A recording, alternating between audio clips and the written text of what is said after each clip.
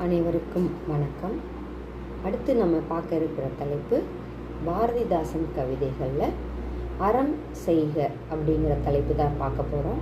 இந்த அறம் செய்க அப்படிங்கிற தலைப்பில் பாரதிதாசன் என்ன சொல்ல வர்றாரு அப்படின்னா, நாம் ஒவ்வொருவரும் நம்முடைய வாழ்க்கையில் அறத்தை கைவசம் கொள்ள வேண்டும். அதாவது கைவசம் அறம் போற்றப்பட வேண்டும், அறம் பாதுகாக்கப்பட வேண்டும், அறம் நிலைத்து நிற்க வேண்டும் என்றென்றும் மனித குலத்தில் அப்படிங்கிறத தன்னுடைய கவிதைகள்லேயே பாரதிதாசன் பதிவு செய்திருக்கிறாரு. அதுதான் நம்ம இப்போ பார்க்க போகிறோம். அவர் தொடங்கும் போதே அந்த கவிதை வரிகளை எவ்வளோ அழகாக தொடங்கியிருக்காரு பாருங்க. தொடங்குக பணியை தொடங்குக, எதை அடிப்படையாக வைத்து அப்படின்னா அறத்தை அடிப்படையாக வைத்து அப்படின்னு சொல்கிறாரு. அதுக்கப்புறம் சொல்கிறாரு, கடலிலும் வானிலும் கவினூறு நிலத்திலும் வாழும் உயிர் அனைத்தும் மக்கள் கூட்டமும் வாழுமாறு அன்பு மணிக்குடையின் கீழ் உலகினை ஆண்டார் உயர்வுற நம்மவர் என்று நம்மளுடைய முன்னோர்கள் சான்றோர்கள் இந்த பூமிதனில் எப்படி வாழ்ந்தார்கள் அப்படிங்கிறத காட்சிப்படுத்துகிறாரு. அடுத்தபடியாக புலவர்கள் உலக பொன்னிலக்கியம் ஆக்கினார், மறவரோ அறிவு அறியாமையை தாக்குமாறு அமைதியை தாளாது காக்க கண்கள் மூடாமல் எட்டிசை வைத்தும் வன்கையை இடப்புறத்து வாளில் வைத்தும் அறம் புரிந்து இன்ப அருவி ஆடினர் அப்படின்னு சொல்றார். அதாவது இந்த சான்றோர் பெருமக்கள் எப்படியெல்லாம் சமூகத்தில் வாழ்ந்தனர் அப்படிங்கிறத அழகாக பதிவு செஞ்சிருக்காரு. அடுத்தபடியாக தொடங்குக பணியை அடங்கல் உலகும் இடும் நமதானை ஏற்று நடக்கவும் தடங்கற் சுவரும் சாய்ந்து தூளாகவும். அதாவது அறம் செய்வதற்கு எங்கெல்லாம் தடங்கள் ஏற்படுகிறதோ அந்த சுவர்களை எல்லாம் உடைத்தெறிய வேண்டும் என்பதே இவருடைய அவாவாக இருந்திருக்கிறது அப்படிங்கிறத தான் இந்த வரிகள் நமக்கு நினைவூட்டுகின்றன.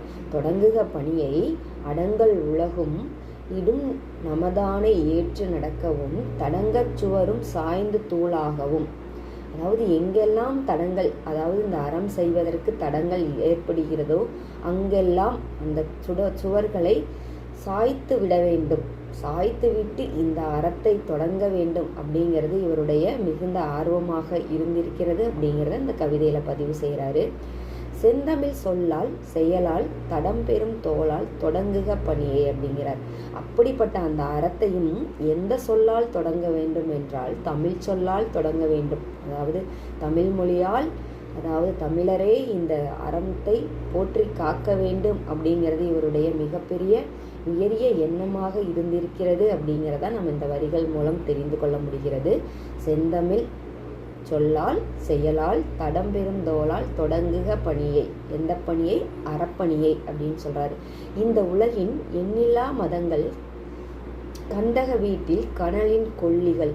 அதாவது நாட்டிலையும் இந்த சமூகத்திலையும் பல்கி பெருகி கிடக்கும் இந்த மதங்களை பற்றி சாடுவதோடு மட்டுமல்லாமல் அது தீ வைக்க வந்த கொல்லிகள் அப்படிங்கிறார்.